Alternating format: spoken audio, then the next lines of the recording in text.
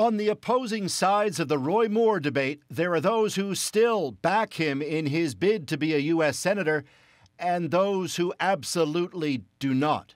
And for 2 weeks, there's been no public comment on Moore from Donald Trump until now.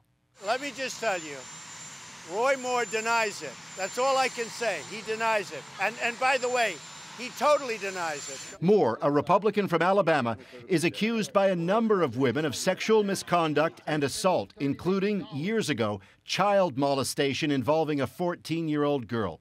Moore denies all of it, and today his team dug in, blaming Democrats, old-school Republicans, and the media. If you can be tricked in 2 weeks about Judge Roy Moore, then they win. The political stakes are enormous. Republicans control the U.S. Senate, but barely. This should have been an easy win for them, but now Moore's Democratic opponent, Doug Jones, is ahead in the polls. Jones is known for his work as a lawyer in 2001 for prosecuting aging members of the Ku Klux Klan for an infamous firebombing of a church in Birmingham in 1963, a crime that helped spark the U.S. civil rights movement. Today, Trump slammed Jones. I can tell you one thing for sure.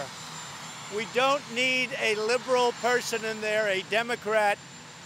Jones, I've looked at his record. It's terrible in crime. It's terrible in the border. It's terrible in the military. It now puts Trump in an unusual spot. He's backing a candidate criticized by his own daughter, Ivanka. On Roy Moore's disturbing actions, Ivanka Trump says there's a special place in hell for people who prey on children. This is the latest anti-Moore ad from the Jones campaign. Conservative voices, putting children and women over party. Trump today didn't rule out personally campaigning in support of Roy Moore. He said he'll decide on that next week. Paul Hunter, CBC News, Washington.